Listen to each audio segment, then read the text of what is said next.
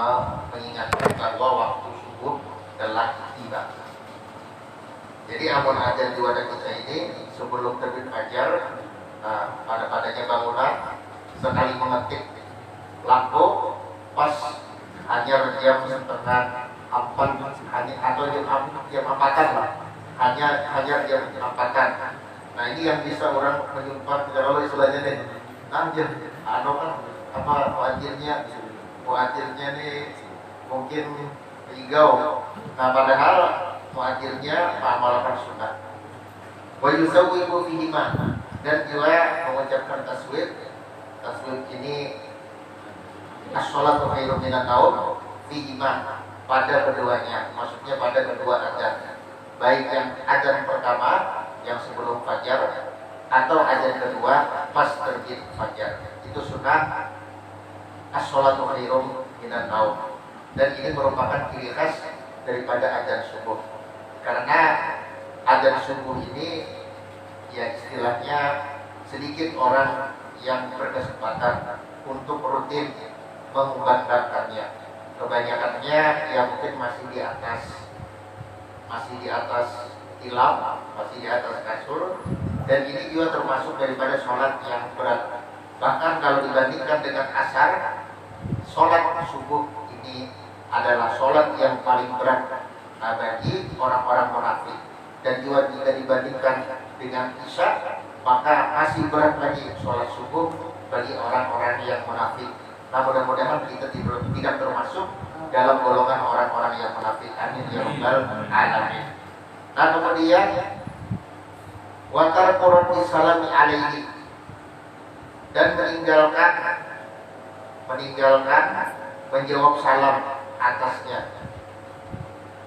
Jadi atas orang yang azan itu dia disunahkan untuk meninggalkan daripada salam orang lain kepadanya. Jadi kada perlu dijawab. Jadi kalau misalnya Allahu Akbar, lalu ada orang datang assalamualaikum, terus akan aja. Nah lalu menjawabnya begila, yaitu imbang untuk azan. Nah begitu juga komat apabila ada orang yang mengucap salam. Nah ini istilahnya kada tahu di kalau bahasa kitanya nyata-nyata orang azan, nyata-nyata orang komat harus mengucap salam. Nah ini artinya menempatkan sesuatu bukan pada tempatnya. Nah ini termasuk daripada perkara yang harus kita ketahui bersama. Artinya perkara yang baik itu mesti dilakukan dengan cara yang benar. Tidak semua perkara yang baik, tidak semua perkara yang baik itu hasilnya akan baik pula. Kalau dilakukan dengan cara yang tidak benar, maka hasilnya akan tidak baik, dan seperti itu. Nah jadi sama juga lawan kita sholat. Apabila kita sholat, ya jelas kita dilarang untuk menjawab salam. Nah kalau ini ya istilahnya sunnahnya Pak, sunnah kalau menjawab salam dan menundanya sampai selesai. Adapun sholat, nah itu justru membatalkan. Kalau misalnya kita sholat, lalu ada orang memberi salam, nah kita jawab waalaikumsalam, nah itu membatalkan kepada sholat kita. Nah kecuali salamnya baginda Rasulullah. Nah karena baginda Rasulullah SAW itu adalah utusan Allah Subhanahu Wa Taala yang merupakan Rasul untuk kita semua. Nah ini adalah khususiyat, artinya kalau baginda Rasulullah mengajak kita bicara di waktu sholat, maka kita tidak akan batal sholat kita. Bahkan ketika baginda Rasulullah memanggil kita, nah kita berjalan menuju beliau di dalam sholat, maka itu tidak membatalkan kepada sholat kita. Ini adalah khususiyat. Nah adapun yang selain baginda Rasulullah, maka jelas kalau kita menjawab salamnya atau menanggapi daripada ucapannya dengan ucapan kita, maka sholat kita akan batal. Ini adalah sebuah pengagungan yang diberikan oleh Allah Subhanahu Wa Taala kepada baginda Rasulullah. Jadi kalau misalnya Rasulullah mengiau pian waktu pian dalam keadaan sholat, misalnya siapa Arabian Muslim, nah ia Muslim presiden. Nah lalu dia menjawab labbaik ya Rasulullah, ya itu ada batal, paham ya Allah. Tapi kalau bukan Rasulullah, nah maka itu batal. Nah ini yang perlu kita ingat. Nah atau misalnya Rasulullah menyuruh maju waktu dia masih sholat, lalu dia bergerak maju, jadi tidak membatalkan. Karena ini adalah khususiyat, ini adalah keagungan untuk baginda Rasulullah Shallallahu Alaihi Wasallam. Wa tarkul masyi fihi, dan juga disunahkan meninggalkan berjalan padanya, masuknya di dalam adzan.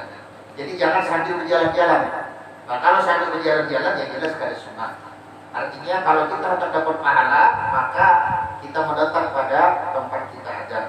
Kalau kita berjalan-jalan, nah itu kita kada dapat pahala.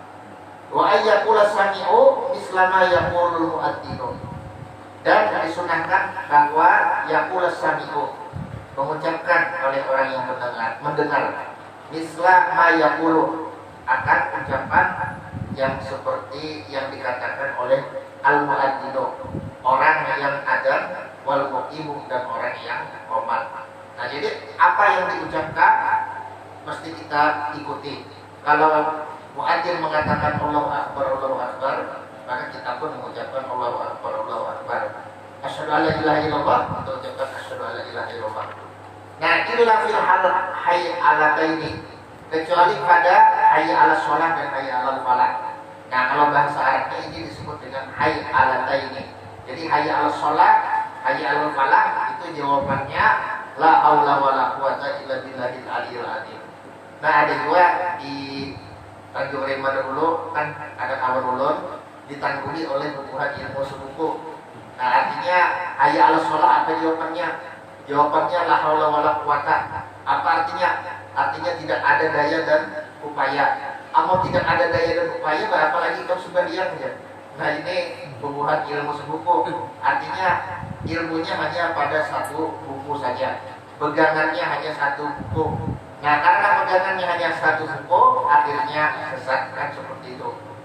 Fayaqulu, maka dia mengucapkan akibat sesudah kullin, sesudah artinya masing-masing daripada hayy alatain, la haula wala quwata illa billah.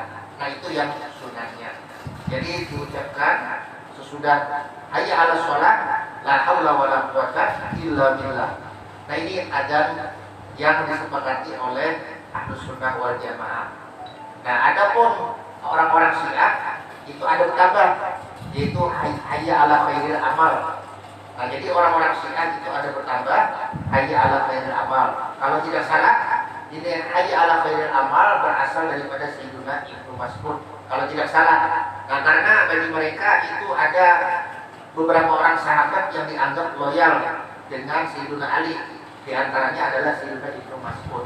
Kalau tidak salah seperti itu. Nah jadi kalau orang-orang Syiah itu ajarnya ya ditambahin. Nah sesudah hayya ala sholat, hayya ala falah, hayya ala khairil amal. Nah itu di antara ciri khas daripada adzan orang-orang Syiah. Nah kemudian ada lagi yang ekstrem. Nah itu sesudah asyhadu anna Muhammadar Rasulullah. Nah kemudian ada tambahannya asyhadu anna aliyan waliyullah. Nah itu ada tambahannya. Ini Syiah yang agak ekstrim. Nah ada pun Syiah yang ada di Yaman yang mazhabnya itu Zaidiyah, Syiah yang paling moderat. Nah itu mereka menambahi hanya hayya ala khairil amal. Nah itu hukumnya makruh menurut mazhab Syafi'i. Jadi yang sunnah itu hanya hayya ala sholat, hayya ala falah, hayya ala khairil amal, itu makruh. Nah adapun kalau misalnya diganti hayya ala sholat, hayya ala falah dengan hayya ala khairil amal tanpa ada hayya ala sholat, hayya ala falah, nah itu menurut para fuqaha dalam mazhab Syafi'i itu justru adalah haram. Nah karena merubah daripada lafaz azan yang sifatnya taukid, artinya itu sudah ada aturan baku. Jadi setiap perkara yang ada aturan baku dari Rasulullah, misalnya azan ini dari segi sifatnya sudah ada aturan baku. Nah itu tidak boleh diganti-ganti. Nah sama seperti misalnya sholat zuhur 4 rakaat tidak boleh ditambahi menjadi 5 rakaat. Nah karena sifat daripada sholat itu sudah ditentukan, sudah ada aturan bakunya. Nah adapun kalau dari segi tempat, maka tidak ada aturan baku untuk sholat. Nah jadi di masjid boleh, dilanggar boleh, di rumah pun boleh. Nah, ada pun waktu itu pun juga ada aturan baku. Nah, tidak boleh kita dengan sengaja misalnya mengerjakan sholat zuhur di waktu subuh, kan seperti itu. Sedangkan kita tidak ada qadaan umpamanya. Nah, maka itu hukumnya tidak boleh. Jadi masing-masing ibadah itu ada berbeda-beda atau aspek tauhidnya. Nah, ada yang dari segi waktunya, ada yang dari segi tempatnya. Nah, kalau misalnya tawaf, nah itu dari segi tempat. Nah, dari segi tempat, tawaf itu harus di Mekah sana, harus di Baitullah. Kalau bukan di Baitullah, nah maka jelas tidak sah tawafnya. Jadi harus mengelilingi Ka'bah. Jadi tidak bisa dibikin-bikin Ka'bah, misalnya di mana di sini atau di Martapura atau di mana, itu tidak bisa. Jadi mesti kalau kita hendak tawaf ke Ka'bah, kan seperti itu. Nah, kemudian untuk tawaf ifadah, nah itu ada waktunya. Nah, ada pun tawaf yang lain yang sunnah, misalnya yang tawaf sunnah yang mutlak, nah itu tidak ada waktu. Jadi terserah anak bila pun tawaf itu boleh. Nah, ada pun adzan ini jelas sifatnya sudah jelas, sudah ada aturan baku. Nah, kemudian lagi dari segi masa-masa kita adzan kapan, nah itu sudah ada aturan baku. Nah, waktunya sudah ada aturan baku. Nah, jadi tidak bisa kita sembarangan adzan, kan seperti itu. Wa yukarriru dzalika arba'an. Nah, wa yukarriru dzalika, dan mengulangi yang demikian. Maksudnya apa namanya? Hayy ala taini itu nah. Apa la haula wala quwwata illa billah. Nah, la haula wala quwwata illa billah kita ulang 4 kali. Nah, fil adzani pada adzan. Ba'dal hal hayy ala taini, sesudah hayy ala shalah, hayy ala falah. Jadi sudah hayy ala shalah, hayy ala shalahnya 2 kali. Nah, maka jelas itu 2. Kemudian hayy ala falahnya 2 kali, 2 lagi. Jadi 2 tambah 2 sama dengan 4. Wa illa fit taswib, dan juga kecuali pada taswib, yaitu as-sholatu khairun minan naum. Maka apa jawabannya? Fayaqulu shadaqta wa barirta. Jawabannya adalah shadaqta wa barirta. Nah, atau ada kesimpulan yang lain itu wa bararta. Nah, wa bararta. Jadi boleh shadaqta wa barirta atau shadaqta wa bararta, boleh. Jadi bisa barirta, bisa bararta. Nah, ini seperti itu. Nah, jadi ini adalah masalah bahasa saja. Jadi kada perlu beributan. Nah, wa illa, dan juga kecuali fil iqamati, pada qomat. Nah, aqamahullahu wa adamaha. Nah, kalau qomat itu jawabannya qomatus sholat.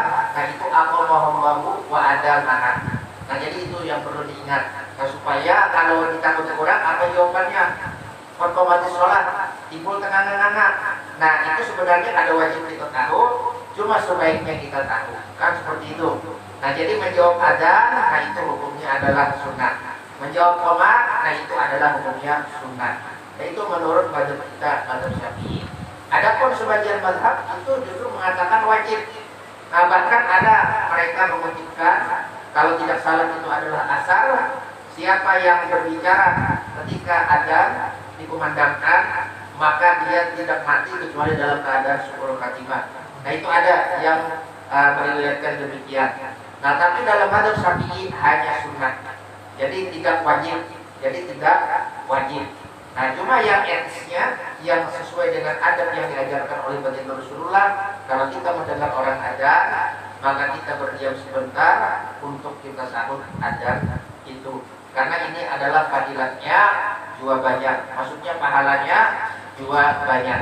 Ini adzan adalah panggilan. Nah, panggilan Allah Subhanahu wa Ta'ala agar kita menghadap kepadanya. Ini adalah suatu panggilan yang paling mulia dari panggilan-panggilan yang lain. Wa illa fil iqamati. Nah, aqamahullahu wa adamaha. Wa ayyatu al-qira'ata lil ijabati.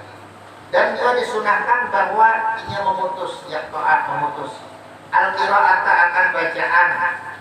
Bacaan ini ya seperti zikir, atau bahkan misalnya seperti apa bacaan kitab, bacaan hadis dan lain-lain. Nah, atau bisa juga bacaan Al-Quran. Lil ijabati untuk menjawab salam. Artinya saking mulianya panggilan ini, nah ketika kita berzikir pun kita disunahkan untuk memutus. Nah, ketika kita berzikir atau membaca sholawat atau membaca bacaan yang lain daripada bacaan-bacaan yang sunnah, baca-bacaan yang mendatangkan pahala, itu disunahkan bagi kita untuk memutus. Termasuk ketika kita belajar, nah itu disunahkan. Sekalipun yang dipelajari itu adalah perkara yang wajib, tetap disunahkan kita untuk memotong bacaan kita. Jadi sekalipun bacaannya itu adalah bacaan ilmu, yang dibacakan adalah perkara yang wajib, nah tetap kita sunnah untuk berhenti kemudian menjawab adzan. Nah tapi ini sunnah. Nah ini sunnah artinya kadang mesti dilakukan, cuma pahalanya sangat besar. Wa ayyudiba ba'dal jima'i. Kadang juga disunahkan kita bahwa kita menjawab ba'dal jima'i sesudah jima'. Nah jadi kalau waktu jima', nah itu jelas tidak disunahkan. Nah berbicara ketika jima' itu hukumnya adalah makruh, kecuali yang berhubungan dengan jima' saja, kan seperti itu.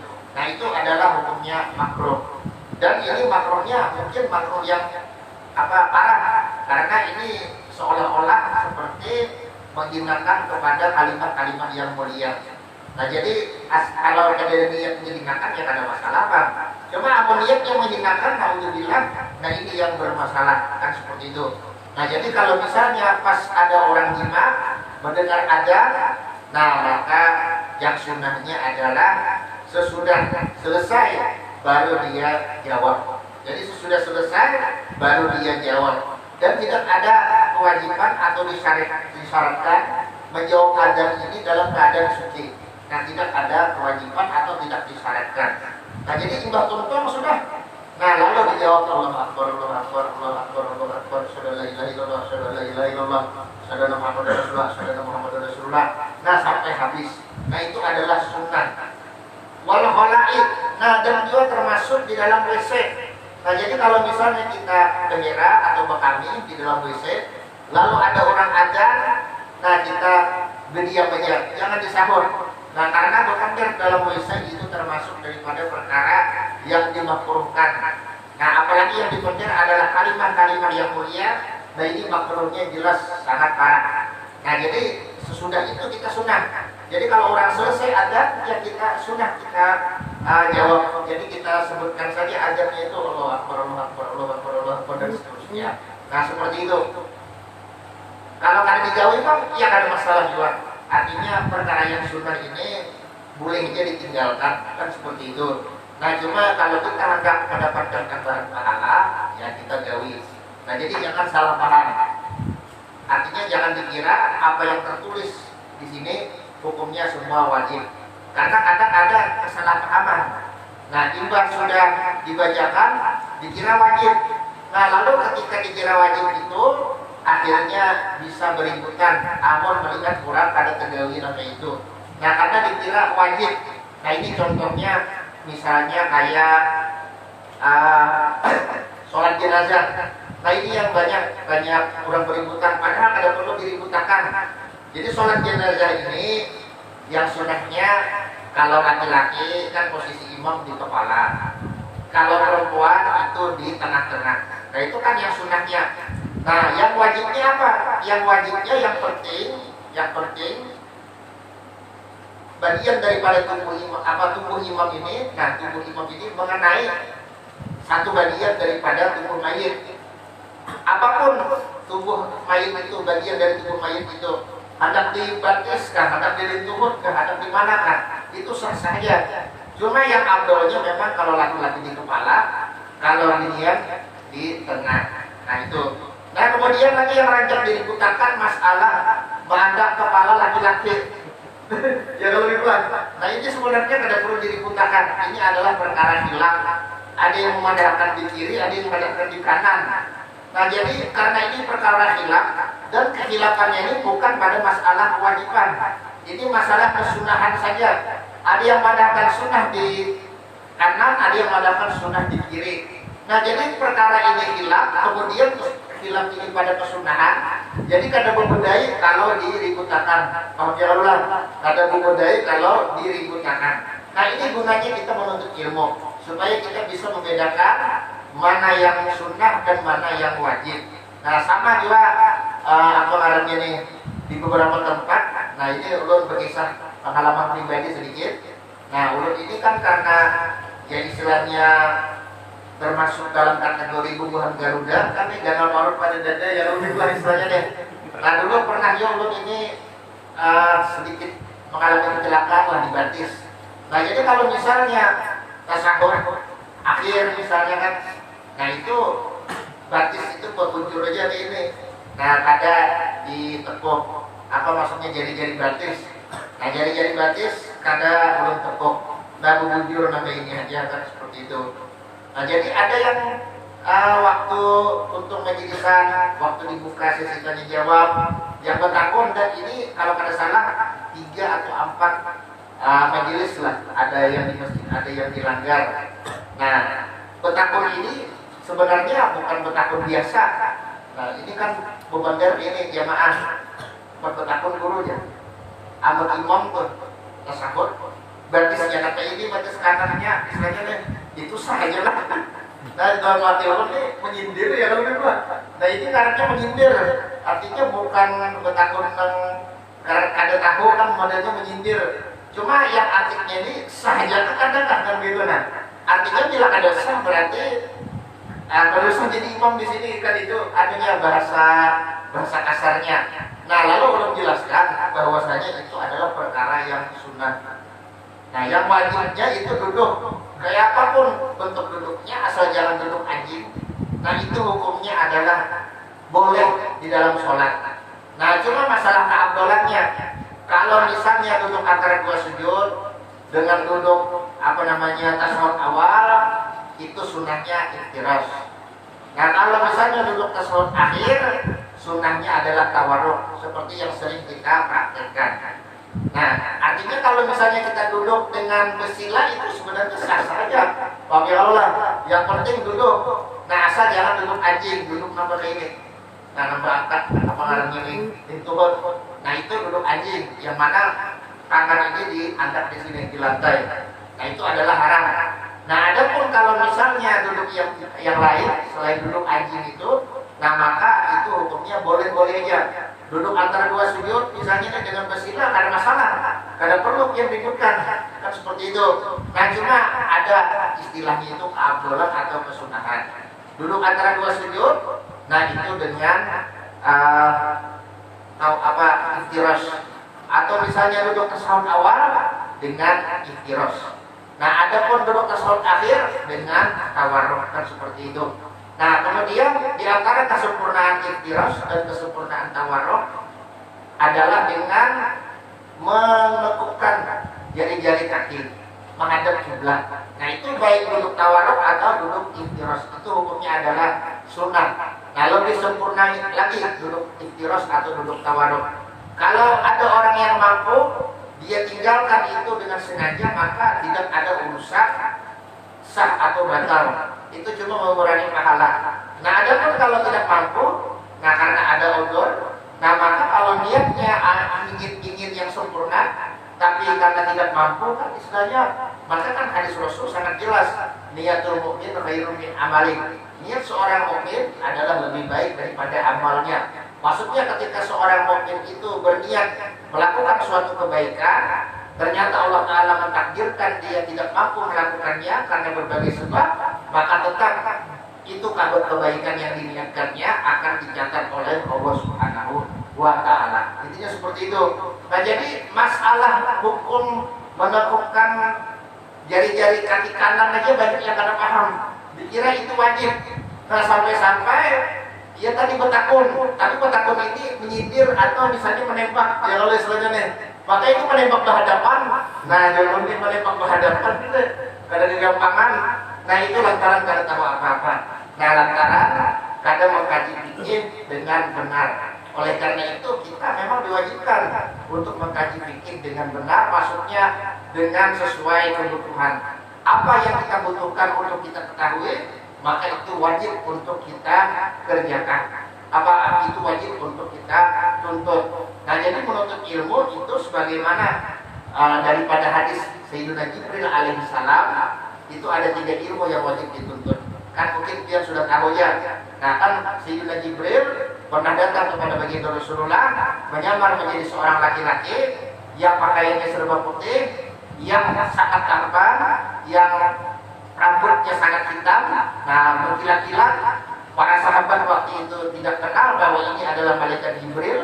Nah, maka malaikat Jibril bertanya kepada baginda Rasulullah, akhbirni anil Islam, kan seperti itu. Nah, kemudian akhbirni anil iman, akhbirni anil ihsan. Nah, dijawab oleh baginda Rasulullah SAW. Yang namanya iman, Islam, nah itu kan antas syahada alla ilaha illallah wa anna Muhammadar Rasulullah, wa tuqimas shalah, wa tuqiyaz zakat, wa tasum Ramadan, wa tahujjal baita, ini istata'ta ilaihi sabila, kan seperti itu. Nah, kemudian yang namanya iman, antumina billahi wa kutubi wa malaikatihi wa kutubihi wa rusulihi wal yaumil akhir wa bil qadari khairihi wa syarrihi. Yang namanya ihsan, anta budallaha ka'annaka taraf fa illam takun taraf fa innahu yarah, kan seperti itu. Nah, lalu dari hadis Sayyidina Jibril ini diambil kesimpulan bahwa ilmu yang wajib dituntut itu adalah ilmu yang berkenaan dengan 3 hal tadi yang disebut oleh para ulama dengan rukun agama, yaitu yang berkenaan dengan Islam, ini adalah ilmu fikih; yang berkenaan dengan iman, ini adalah ilmu tauhid; yang berkenaan dengan ilmu yang berkenaan dengan ihsan, ini adalah ilmu tasawuf. Jadi ketiga-tiganya wajib dituntut. Nah, karena ketika kita balik, kita sudah ada kewajiban untuk sholat. Kalau misalnya kita tidak menuntut ilmu tentang sholat, akhirnya sholat kita bisa jadi tidak sah. Nah, atau misalnya yang berkenaan dengan sholat seperti wudhu, nah ini mesti kita tuntut. Nah, atau seperti mandi wajib dan lain-lain. Nah, termasuk sholat berjamaah, ini pun juga kalau kita rajin sholat berjamaah mesti kita tuntut ilmunya. Jangan sampai salah-salah. Nah, ini yang banyak terjadi. Imamnya kelebihan rakaat, bingung. Itu pulang imamnya kekurangan rakaat, bingung. Seberetan bingung. Yang ngalih ini istilahnya nih bukan makmumnya aja yang bingung, imamnya pun bingung juga. Nah, lalu akhirnya istilahnya ujar parto yang di Oparapan Japa, wayangnya bingung, ya kalau dalamnya bingung, ya kalau istilahnya nih di sini gunung, di sana gunung, ya kalau istilahnya nih. Artinya imamnya bingung, makmumnya pun bingung. Kenapa kedua-duanya bingung? Lantaran karena menuntut ilmunya. Nah, jadi ada dulu kejadian Masjid Gamal, imamnya kan ingat istilahnya di sebagian maghrib, imbah tasahud awal tetarus. Jadi tetarus ini maksudnya terbaca salawatnya, salawat Ibrahimiyah, kemudian lagi terbaca doanya, yaitu assalamualaikum, assalamualaikum. Sekalinya si makmum ini banyak yang umpatan salam. Padahal dalam hatinya tahu aja bahwa imam ini hanya 2 rakaat. Nah, semestinya ditakur, subhanallah, kan seperti itu, subhanallah. Kalau imamnya kada heran-heran juga, nah sedangkan waktunya ini kada lawas, kan istilahnya nih ibadah salam. Nah, kita lihat mubarakah, langsung kita naik untuk kita sempurnakan. Ini kurang rakaat mesti kita kerjakan, yang rakaat yang kurang ini mesti kita kerjakan. Tidak boleh kita ikutan salam. Jadi kalau kita sadar imam ini kekurangan rakaat, kita tidak boleh ikutan salam. Harus kita sempurnakan. Kalau umpatan salam, maka kita akan wajib untuk mengulang sholat kita. Karena sholat kita itu menjadi batal. Nah, itu juga yang kelebihan rakaat. Yang kelebihan rakaat misalnya sembahyang isya, nyata-nyata sudah 4 rakaat, mungkin karena imamnya mahayal. Nah, imamnya mahayal, mungkin kedatangan kan ya Allah, ini balik dulu ini imam nang kita kecil-kecil ya udah lah. Nauzubillah min dzalik, ke Singapura istilahnya nih, berfoto lawan bubuhan artis. Nah, itu ada imam nang kita kecil-kecil. Sekali sampai ke Singapura, kisah di pada Haul Habib Nuh Al-Habsyi, harus sampai dia berfoto lawan beginian kan istilahnya nih. Nah, mungkin kedatangan beginian, lalu akhirnya apa? Akhirnya sembahyang isya jadi 5 rakaat. Nah, 5 rakaat makmumnya ini bingung. Jadi ada yang bertahan kan, Artinya apa begawi umpat selanjutnya kadar kan, umpat sidinnya kadar, ternyata ini sudah 4 rakaat, ini sidin naik jadi 5 rakaat. Nah ada juga yang kesanan aku selanjutnya umpat aja, umpat lain selanjutnya padahal ini sudah rakaat yang kelima. Ada juga yang bingung. Arti yang bingung ini maksudnya karena kau menentukan sikap kan seperti itu. Nah jadi yang bujurnya ya jelas memilih antara dua. Bisa artinya kita bertahan, biar aja imam itu sorangan itu menguatkan, biar aja bila imam sudah duduk tasahud, nah kemudian imam salam, kita umpat salam. Jadi kita tetap bertahan di dalam duduk kita. Barangkali berdiam aja boleh, atau misalnya membaca zikir atau membaca apapun, asalkan baca bacaan yang merupakan baik itu ayat Al-Quran ataupun zikir ataupun doa dengan bahasa Arab. Nah itu tidak membatalkan kepada sholat. Jadi mengucapkan salah satu dari yang 3 ini asalkan berbahasa Arab itu hukumnya tidak membatalkan sholat.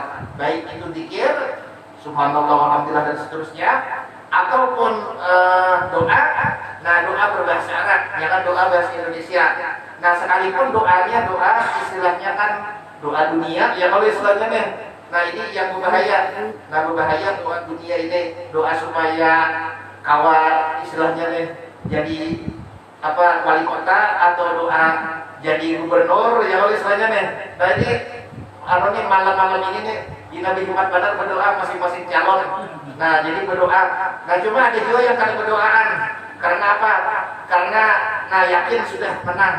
Nah yakin sudah menang artinya sudah banyak mahampur adul ya Allah billah. Nah mahampur adul ini yang kenali. Nah ini istilahnya. Nah artinya ya adul itu yang paham jelas artinya ada duit urusan lancar.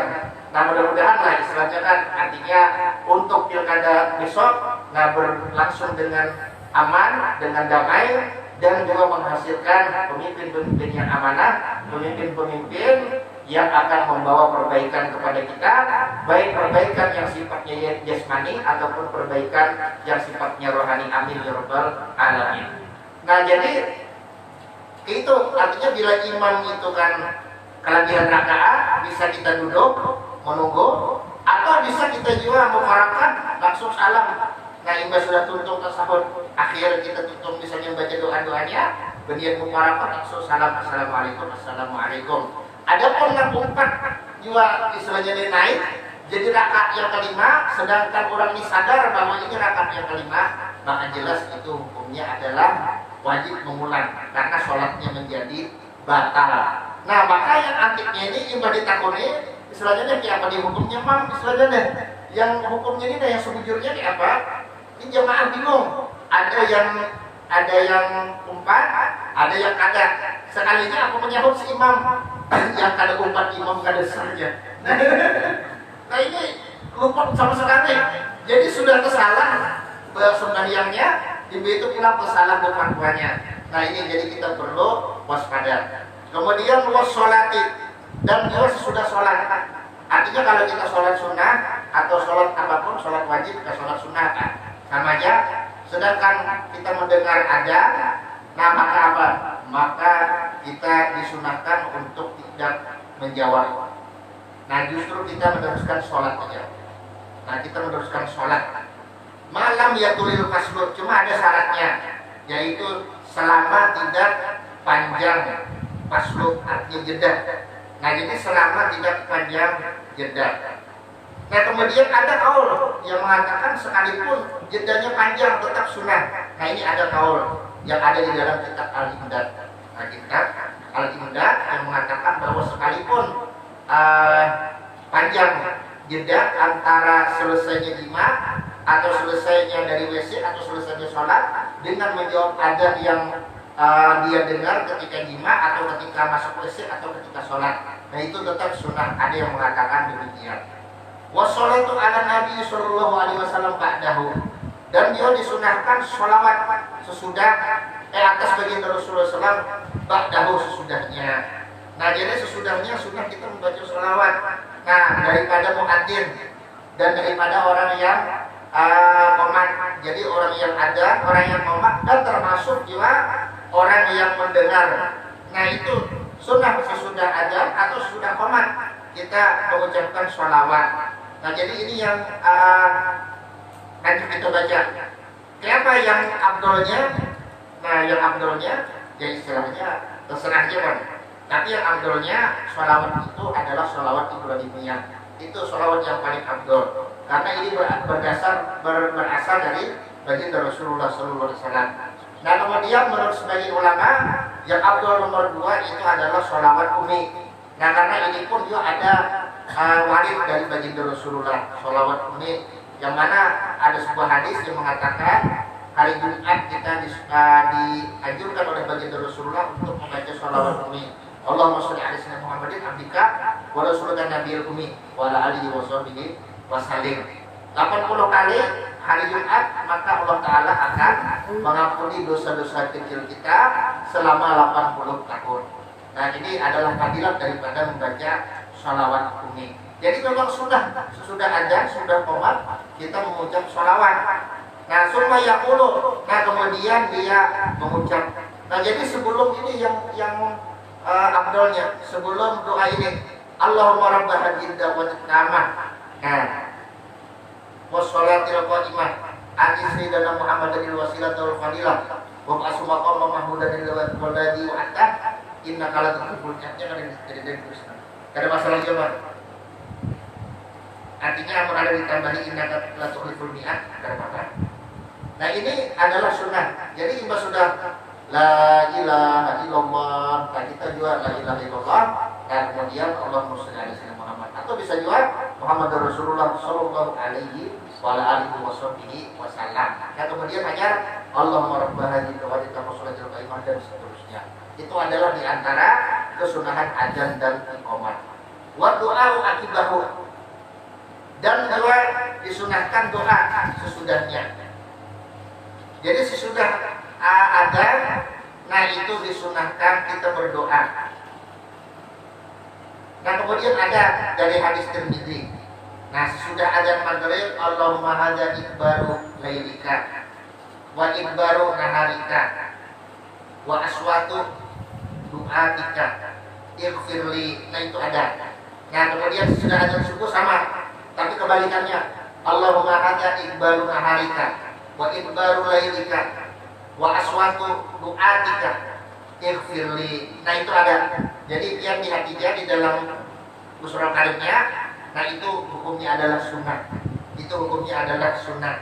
Nah kemudian lagi ada riwayat daripada Imam Muslim. Artinya ketika mendengar adzan dia mengucapkan asyhadu an la ilaha illallah wahdahu la syarikalah wa anna sayyidina Muhammadan abduhu wa rasuluh. Asyhadu an la ilaha illallah la syarikalah wa anna sayyidina Muhammadan abduhu wa rasuluh. Raditu billahi rabba wa bil islami dina wa bi Muhammadin rasulullah wa bil islami dina. Nah maka Allah Subhanahu wa taala akan mengampuni dosanya. Nah jadi itu bagus juga. Nah kemudian ada tambahan di dalam riwayat Imam Baihaqi, wa bil qur'ani imama wa bil ka'bati qiblah. Nah dan sesudah mengucapkan sesudah artinya 2 kalimat syahadat yang terdahulu itu ada juga doanya, Allahumma maktub syahadati hadhihi fi illiyin. Nah wa asyhid alaiha malaikatakal mukarrabin. Nah wa anbiya akal mursalin wa ibadakas sholihin waqtim alaiha di amin. Artinya disudahi dengan ucapan amin. Waj'al indaka ahdan. Nah ini hukumnya adalah sunnah. Jadi dia baca aja di bawahnya itu.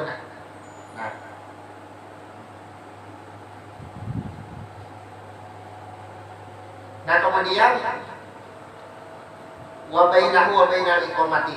Nah sesudah adzan dan antara adzan dan antara iqamat, nah itu juga sunnah kita berdoa dengan doa apapun. Cuma ada doa-doanya yang disebutkan di sini yang waris atau datang dari baginda Rasulullah. Nah adapun kalau misalnya kita kada hafal, ada apa? Misalnya Rabbana atina fid dunya hasanah dan seterusnya, tidak ada masalah. Wal adzanu afdalu minal iqamati. Dan adzan artinya adzan sorakan semakan. Nah itu lebih afdal daripada qomat. Nah, daripada qomat. Nah, jadi adzan semata itu lebih afdal dari qomat. Ini menurut Syekh Romli. Nah, jadi ini menurut Syekh Romli. Nah, adapun masalah apakah adzan itu lebih afdal daripada menjadi imam? Nah, ini berbeda-beda juga pendapat. Ada yang mengatakan adzan dan iqamah itu lebih afdal daripada menjadi imam. Nah, tapi ada juga yang mengatakan sebaliknya. Yang pasti amun hendak pian dapat pahala yang gana, nah pian rajin-rajin adzan, rajin-rajin iqamah. Dan juga kalau kawan rajin-rajin jadi imam. Nah, itu yang lebih bulan selanjutnya. Nah, itu pahalanya lebih afdal lagi, lebih gana lagi. Intinya seperti itu.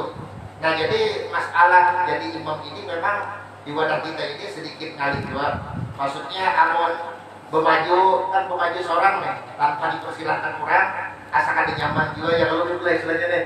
Nah, ini sambatan orang kan artinya iyanya ya kalau istilahnya nih. Nah, makanya sebaiknya kalau maulah masjid atau maulah langgar, nah itu dirapatakan, nah diolah begiliran, bubuhan pondokan-pondokannya, nah itu digilir.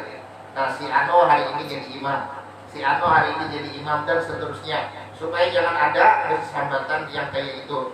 Nah, karena manusia ini memang beda-beda pandangannya, beda-beda persepsinya, kan seperti itu. Sekalipun kita juga kadang-kala masih pemandaran manusia sepenuhnya. Karena kalau kita selalu masih pemandaran manusia, ya ujung-ujungnya yang kaya yang diibaratkan oleh siapa? Sayyiduna Luqman Al-Hakim dengan anak Sidir yang lebih bulan berjalan membawa keledai. Nah, ini kan ditunggang berdua, ada yang abun. Kadang malas kalau keledai yang harus ditunggang berdua. Begitu pulang abah turun, ada dua yang abun. Wah, ini anak kurang ajar, abah nang turun kan gitu. Nah, begitu pulang abah pulang nang naik, nah anak turun. Nah, sekalinya apa? Bah, ini abah nang istilahnya kada bertanggung jawab kan gitu. Nah, kasihannya anak halus disuruh berjalan. Misalnya nih, seorang misalnya nih sudah tua apa dewasa lah kan gitu. Nah, masa anak-anak halus yang disuruh berjalan. Nah, itu kada ditunggang, ada pula yang menjabat. Nah, istilahnya apa gua tukar keledai, kamu kada ditunggang. Nah, ini adalah iktibar bahwasanya kita kadang-kala juga mendahului pemandaran manusia. Nah, sekalipun kita juga perlu berpikir supaya jangan sampai istilahnya itu mendatangkan hal-hal yang negatif. Nah, dan itu memang kita melihat dengan mata hati kan seperti itu. Artinya mana yang mesti diambil, mana yang mesti dibuang, mana yang mesti dilakukan, mana yang mesti ditinggalkan. Nah, itu kita harus memiliki pertimbangan yang matang. Nah, kemudian wasyaratul mukimi dan syarat orang yang qomat. Al-Islamu, nah yang pertama Islam. Nah, itu jadi syarat sahnya. Jelas kalau ada Islam itu kada disebut qomat. Wa tamyizu, nah syarat sahnya adalah mumayyiz. Wa yustahabu ayyakuna iqamatu fi ghairi mawdi'il adani. Dan disunahkan antakuna iqamatu, bahwa adalah qomat itu fi ghairi mawdi'il adani, pada selain tempat adzan. Nah, jadi kalau misalnya pian qomat, nah itu di hati tempat pian yang adzan sebelumnya itu di mana? Nah, maka pian bergeser sedikit. Yang asalnya di sini, nah pian ke sini. Nah, itu sunnahnya, sunnah daripada kita qomat. Nah, begitu juga sholat. Nah, sholat itu disunahkan berpindah-pindah, jangan menunggal di satu tempat saja. Nah, karena apa? Karena tempat yang kita sujud itu akan menjadi saksi bahwasanya kita sujud di sana. Jadi banyak-banyaklah kita mencari saksi. Nah, supaya mudah-mudahan yang benda-benda mati itu istilahnya kan sekalipun itu adalah benda mati, tapi ketika ada asal kita di sana, mudah-mudahan itu akan memberatkan timbangan amal kita dan juga akan memberikan syafaat untuk kita. Wa bisoltin akhfadh. Nah, ini bila amin-amin nih artinya sudah nih jamnya ya kalau misalnya kita langsung. Nah, wa bisoltin akhfadh minal adami, sedikit lagi. Dan disunahkan qomat itu dengan suara yang lebih rendah daripada adzan. Itu sunnah, lebih rendah. Wal iltifatu fil hayalati. Nah, dan juga menoleh ke hayya ala itu sunnah. Ada hayya ala sholat, hayya ala falah, hayya ala sholat ke kanan, hayya ala falah ke kiri, itu juga sunnah. Seperti adzan. Fa in adzana jama'atun, dan apabila adzan oleh satu jamaah, fayuqimur ratibu sumal awalu. Nah, istilahnya ini yang perlu diperhatikan, masalah sigotnya. Nah, ini mungkin sudah dibahas semalam tuh. Nah, untuk qomat itu dua-dua. Jadi Allahu Akbar, asyhadu an la ilaha illallah wa asyhadu anna Muhammadar Rasulullah, hayya 'alas sholati, hayya 'alal falah. Nah, itu. Jadi qomat itu memang dua-dua. Nah, ada dipisah karena ada sebagian, tapi ini yang afdolnya Jepang juga. Nah, ada sebagian yang membaca apa asyhadu an la ilaha illallah aja. Asyhadu anna Muhammadar Rasulullah. Ya kalau saja deh. Padahal yang afdolnya itu digabung. Asyhadu an la ilaha illallah wa asyhadu anna Muhammadar Rasulullah. Hayya 'alas sholati, hayya 'alal falah kan itu. Nah, jadi yang afdolnya dua kalimat syahadat dan lain-lain itu digabung menjadi satu. Adapun adzan ya jelas itu satu-satu. Fayuqimur ratibu sumal awalu.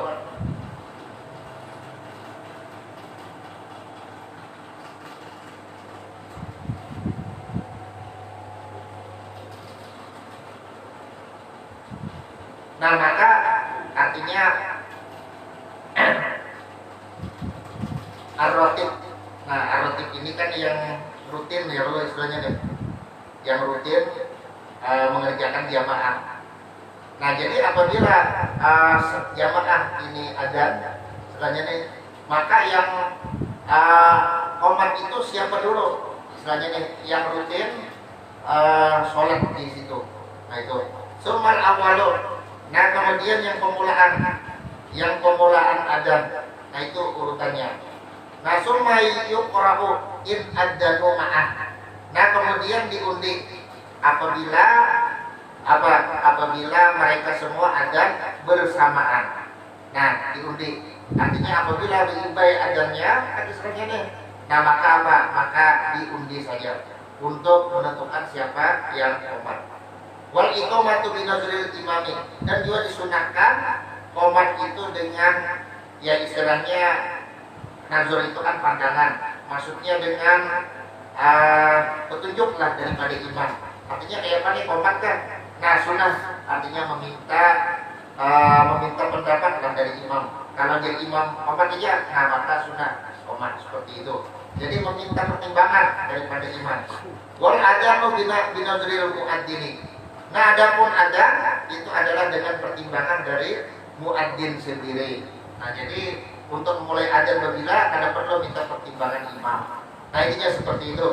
Nah, jadi ini adalah di antara kesunahan-kesunahan adzan dan iqamat. Yang mana adzan dan iqamat ini adalah termasuk daripada syiar Allah Subhanahu wa taala yang mesti kita hormati, yang mesti kita hargai. Sekalipun hukumnya hanya sunnah, nah cuma inilah yang menunjukkan kebesaran Allah Subhanahu wa taala dan juga kebesaran baginda Rasulullah sallallahu alaihi wasallam. Karena masing-masing waktu di masing-masing negara itu berbeda-beda. Kalau di wadah kita ini siang kan istilahnya nih. Nah, itu ada yang di lain sudah malam. Nah, ada yang di lain masih pagi.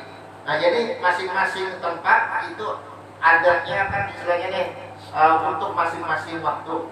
Jadi misalnya ya kan bumi itu perputarannya ya istilahnya kan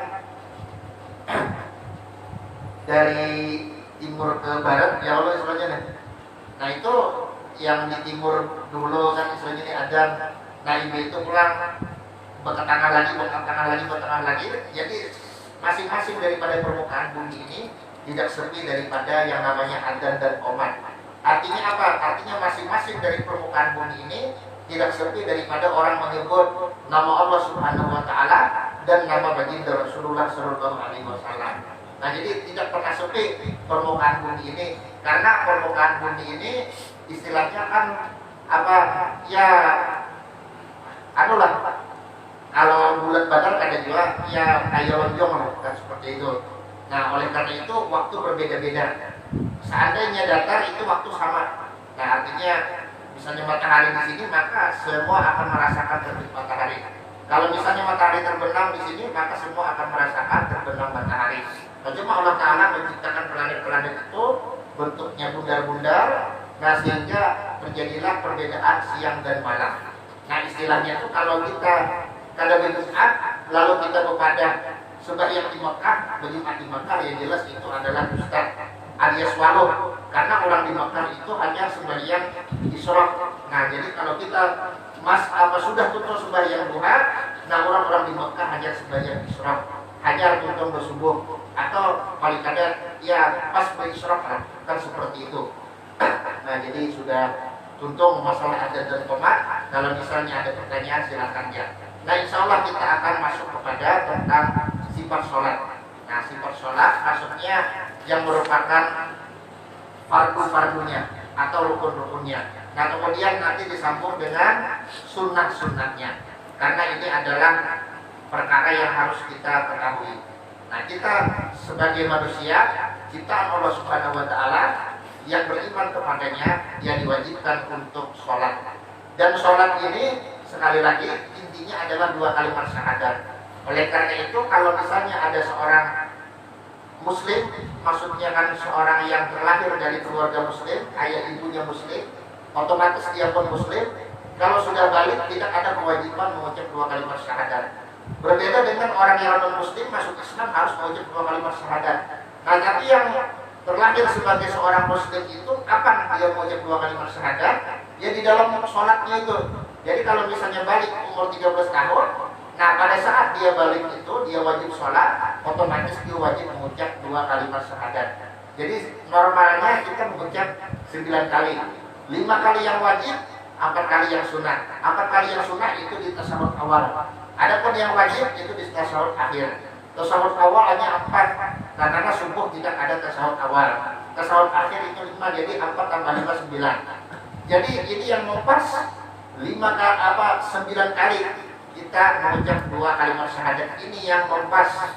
Nah, jadi kalau misalnya ada orang peraih sembahyang di hari ini berarti yang ada terbagi 2 kalimat syahadat. Kalau misalnya seminggu juga ada terbagi 2 kalimat syahadat. Kalau setahun ada terbagi 2 kalimat syahadat. Kalau misalnya seumur hidup, naudzubillah. Nah, makanya ya Rasulullah perbedaan antara kita dengan orang kafir ya jelas adalah sholat. Kenapa? Karena kalau orang sholat otomatis membaca 2 kalimat syahadat terjauhan. Jadi aman ada orang yang pray sembahyang seminggu, nah ini dalam semingguan ini ada beda antaranya lawan orang kafir.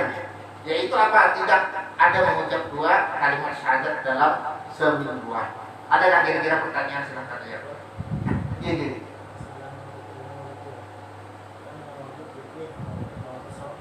Iya.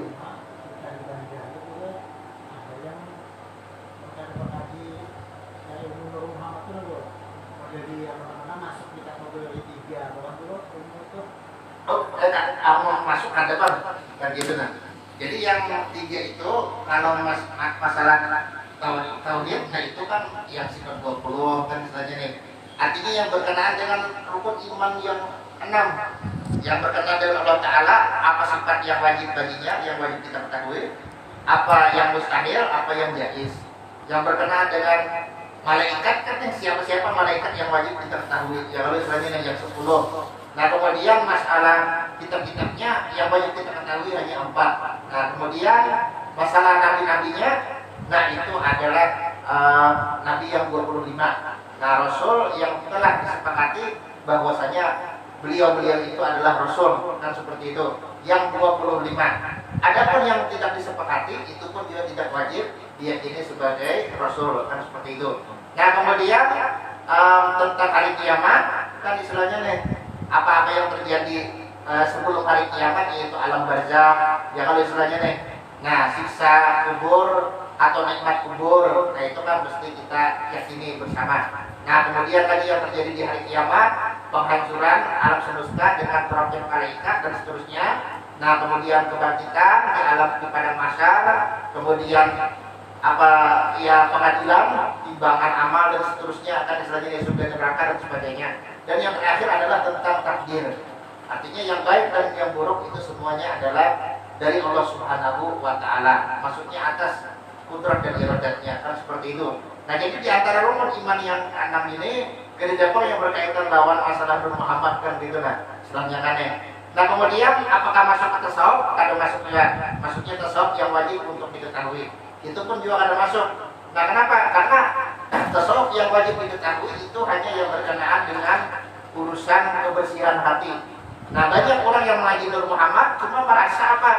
Merasa diisi ilmu lebih tinggi dari orang. Bahan ini jadi istilahnya kulit terjanang ini nah. Nah, kitab-kitab nih yang kalau istilahnya nih. Nah, yang kita pelajari itu kulit terjanangnya. Nah, makanya belajar lagi bujur-bujur supaya sampai ke inti, sampai kemana karena paham juga kan istilahnya nih. Nah, jadi bila ada melihat orang belajaran apa sifat 20 kan istilahnya nih mahawai. Nah, belajaran misalnya tasawuf yang aswaja yang al-sunnah. Nah, belajar India misalnya atau yang tipis misalnya apa nasuhud diniyah kan kita kami dulu al-hadad dan lain-lain. Baik itu tasawuf yang rendahan untuk istilahnya nih. Nah, kami ini lah tasawuf yang dalam istilahnya nih. Nah, ilmu yang paten. Nah, ilmu yang apa kesempurnaan. Nah, ini sebenarnya orang yang ada tasawuf. Karena tasawuf itu menyebabkan seseorang merasa tidak memiliki apa-apa. Nah, ada pun ini merasa memiliki ilmu rahasia, ilmu kesempurnaan, ilmu yang kadang banyak diketahui oleh orang. Nah, ilmu yang paten biasanya nih, artinya tuan guru dan gebolang gandal aja banyak yang kadang tahu ilmu ini juga, kan gitu istilahnya nih. Nah, berarti dia merasa lebih baik dari orang lain. Berarti ini tidak jauh beda dengan sifat iblis yang meyakini bahwasanya dirinya lebih baik daripada Nabi Adam alaihissalam. Nah, jadi inti daripada ilmu tasawuf itu yang sekira-kira kita memiliki hati yang selamat, hati yang bersih daripada penyakit-penyakit seperti takabur dan lain-lain. Kan seperti itu. Adapun yang justru menyebabkan kita takabur atau menyebabkan kita ujub, merasa bangga dengan diri kita, dengan apa yang kita ketahui, karena merasa ini ilmu yang unik, ilmu yang langka, ilmu yang istilahnya di mana-mana orang kan tapi banyak yang mengetahui. Nah, ini adalah merupakan kesombongan. Nah, jadi itu sebenarnya ada kewajiban kan bagi kita untuk mengkajinya. Dan juga hati-hati mengkaji ilmu yang seperti itu. Ujung-ujungnya apa? Ujung-ujungnya merasa jadi Rasulullah diikung. Nah, ini yang lebih parah istilahnya deh. Nah, jadi ilmu nanti itu paling kadang ada dua. Ada yang merasa jadi Allah Ta'ala diikung. Nah, kemudian ada yang merasa jadi Rasulullah diikung. Nah, ini termasuk daripada ilmu yang di luar aswaja atau di luar ahlus sunnah wal jamaah. Nah, jadi ilmu yang ahlus sunnah wal jamaah itu yang kayak apa? Kan sudah dirumuskan. Kalau kita berakidah, maka akidahnya entah itu akidah Imam Abu Hasan al-Asy'ari ataupun Imam Abu Hasan al-Maturidi. Kalau kita menuntut ilmu fikih, nah maka imamnya itu salah satu dari 4 mazhab, bisa Imam Abu Hanifah, bisa Imam Malik, bisa Imam Syafi'i, atau bisa Imam Ahmad bin Hanbal. Asal jangan Imam Samudra atau Imam Sa'idin. Nah, ini lain pulang kisahnya ya. Kalau keduanya sudah meninggal, maka rasanya ya Allah, ya mudah-mudahan Allah Ta'ala mengampuni dosa-dosa sendiri ya Allah. Nah, kemudian untuk tasawuf, nah ini tasawufnya Imam Ghazali, tasawufnya Imam Junaid al-Baghdadi, Imam Syadzili, nah kan seperti itu, atau Imam Kusyairi. Yang mana tasawuf mereka itu adalah tasawuf yang murni, yang digali daripada kehidupan bagi Rasulullah SAW. Artinya bagaimana Rasulullah itu cintanya kepada Allah dan seperti itu, nah itu digali. Bagaimana ikhlasnya semata-mata mengharap pada Allah, nah digali oleh mereka. Nah, bagaimana khaufnya, bagaimana rojaknya dan seterusnya, nah itulah yang digali dalam kitab-kitab mereka. Paham ya Allah? Adapun yang aneh-aneh, nah sebaiknya kalau usah dituntut. Kalau kesilapan ya kalau berubah. Nah, terpelecok. Nah, lalu akhirnya timbul merasa jadi bagi Rasulullah atau timbul merasa jadi Allah Ta'ala. Nah, ini bagi Rasulullah itu, Bapak Ibu, nah sedikit lagi dari bagi Rasulullah itu sidin kambingnya aja tuh istilahnya nih. Kambingnya aja itu sedikit pun gak ada bau kambing sidin. Nah pernah dulu terminum oleh pembantu daripada Bini Sidin Ummu Habibah, amun kada salah itu ada pembantu Sidin, amun kada salah ngarannya keinget kamu dulu Barokah siapa gitu lah. Nah di Ilat pokoknya ada salah seorang pembantu daripada Sayyidatuna Ummu Habibah yang ada sengaja kan itu nanti minum, dikira ini banyu biasa. Nah karena kehausan lalu diminum. Nah sekalinya apa sampai kerakungan kada pernah Sidin meminum banyu yang senyaman ini. Nah kemudian baginda Rasulullah pun datang. Nah Sidin mencari mana baju kambing pun aku simpan kan misalnya kan karena keadaan kambing mungkin Sidin lalu di kampung Sidin di wadah kan itu. Nah yang mana wahai Rasulullah, nah ini wadahnya, nah tadi belum minumnya kan gitu nah jadi ini baginda Rasulullah alhamdulillah setelahnya nih lebih nyaman banyu kami Sidin lebih nyaman dari banyu mineral manapun.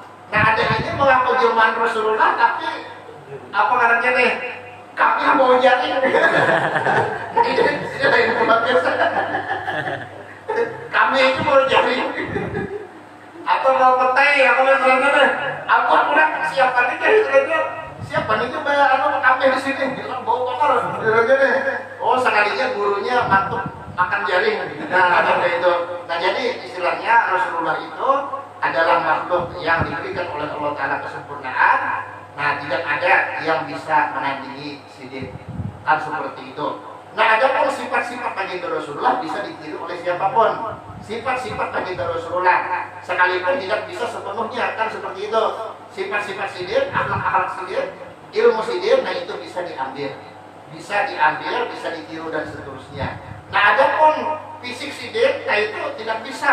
Roh Sidin itu tidak bisa.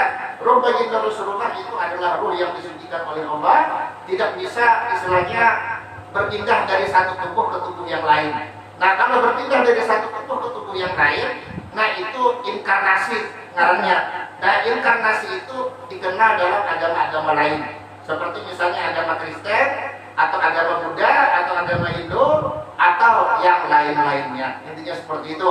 Nah jadi mengaji itu yang wajar-wajar aja lah kan gitu. Nah istilahnya nih, nah ada pun ada jadi wali, nah sebenarnya ada jadi wali ya belum gitu lah istilahnya nih. Nah cuma derajat kewalian itu sangat tinggi. Untuk masa-masa kita ini, masa-masa yang penuh dengan fitnah, masa-masa akhir. Nah ujar Habib ujar Habib Muhammad Al-Haddar itu hanya Habib Umar yang berubah istilahnya nih. Artinya di akhir zaman ini yang namanya wara itu sama dengan takwa. Artinya yang penting menjalankan kewajiban dan menjauhi kelarangan itu sudah disebut wara. Kalau orang dahari yang namanya wara itu jangankan istilahnya yang haram, yang subhat pun, yang makruh pun dijauhi. Nah itu orang dahari. Tapi orang lain ini karena iman sudah menipis, maka sekurang-kurangnya bertakwa, yaitu menjunjung perintah dan menjauhi larangan. Itu sudah termasuk kategori wara pada zaman ini. Yang mana wara itu adalah syarat mutlak bagi seorang wali. Tidak boleh seseorang itu diangkat menjadi wali kecuali di dalam dirinya terdapat sifat wara, kan seperti itu. Nah, kayak mana? Ada nggak lagi pertanyaan? Iya. Jadi arti waro itu ya istilahnya menjauhi segala sesuatu kan istilahnya nih yang kemungkinan akan menjauhkan dirinya daripada Allah Ta'ala kan istilahnya sekalipun yang halal. Nah sekalipun yang halal tapi kalau kemungkinan bisa menjauhkan dirinya dari Allah Ta'ala maka akan ditinggalkannya kan seperti itu. Nah itu waro, tapi waro di masa dahulu. Jadi sekalipun itu adalah perkara yang halal, kalau akan menjauhkan dirinya dari Allah Ta'ala, maksudnya akan menyebabkan dia lalai daripada berzikir kepada Allah, maka akan dia tinggalkan. Nah ini adalah tingkatan wara yang paling tinggi. Nah ada pun yang lain ini ya istilahnya orang yang bertakwa itu sudah dianggap sebagai orang yang wara. Bertakwa itu sendiri itu berat, Allah istilahnya deh. Nah jadi kalau kita lihat kan istilahnya masa-masa ini banyak sudah orang yang meninggalkan sholat dan sebagainya. Nah artinya apa? Artinya ketakwaan itu sudah juga mulai memudar. Nah, rasa takut kepada Allah sudah mulai padam. Nah, ketika itulah nanti kaum muslimin akan melemah sampai akhirnya Dajjal keluar. Nah, sesudah Dajjal keluar itu kaum muslimin akan ditimpa fitnah yang besar. Yang mudah-mudahan kita tidak menemui zaman itu. Begitu juga anak cucu kita mudah-mudahan jangan sampai menemui zaman itu. Kalau menemui zaman itu mudah-mudahan iman mereka dikuatkan oleh Allah Subhanahu wa taala sehingga tidak terpengaruh dengan tipu daya Dajjal. Amin ya rabbal alamin. Adakah lagi kira-kira pertanyaan? Silakan ya. Kalau ada lagi pertanyaan ke Bapak? Ada kan pertanyaan? Nah, karena sudah langkung ya kalau sudah jam 11:00 harinya ini dingin. Nah, jadi bina asa handap ke Pulau Kapuk aja ya kalau itu saja lah. Nah, ke Pulau Kapuk ini ternyamar sedikit. Nah, jadi kalau misalnya ada salah dengan anak pulau, mohon maaf. Nah, mudah-mudahan Allah Subhanahu wa taala menjadikan kita sekalian sebagai hamba-hambanya yang bertakwa, yang senantiasa menghidup perintahnya dan menjauhi larangannya, baik zahir ataupun batin, semata-mata mengharap ridhonya. Dan dia mudah-mudahan Allah Subhanahu wa taala menganugerahkan kita meninggal dunia dalam keadaan husnul khatimah, dalam keadaan sebaik-baiknya, dalam keadaan menyebut namanya, dalam keadaan mengingatnya, dalam keadaan menyebut la ilaha illallah. Dan dia mudah-mudahan Allah Subhanahu wa taala besok hari memberikan kita pemimpin yang baik, pemimpin yang amanah, pemimpin yang akan membawa kebaikan baik untuk kita semua, baik di dunia ataupun di akhirat. Amin ya rabbal alamin. Ala hadiniya wa ala mana wa bi salafna sallallahu alaihi nabi sallallahu al-fatihah. A'udzu billahi minasyaitonir rajim.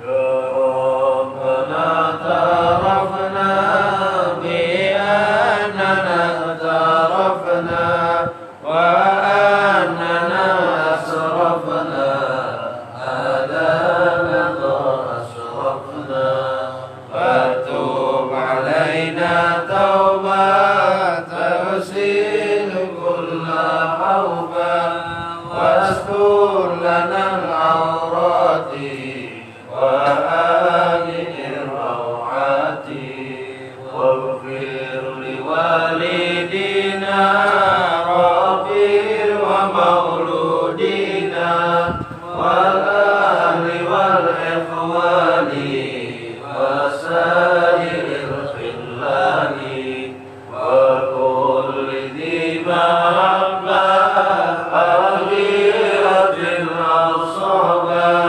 والمسلمين أجمعين آمين ربي أسمى فضلا وجودا منا لا باكتساب منا بالمصطفى الرسول أحظى بكل سول بالمصطفى الرسول نهضى بكل سول بالمصطفى الرسول نهضى بكل سول صلى وسلم ربي عليه عند الحب وآله وصحبه حداد كشف الصحب والحمد لله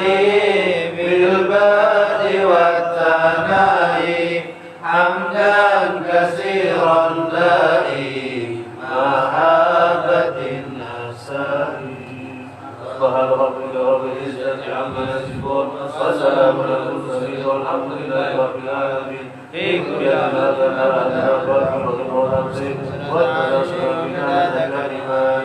أعوذ بالله من الشيطان الرجيم بسم الله الرحمن الرحيم والعصر إن الإنسان لفي خسر إلا الذين آمنوا وعملوا الصالحات وتواصوا بالحق وتواصوا بالصبر تقبل الله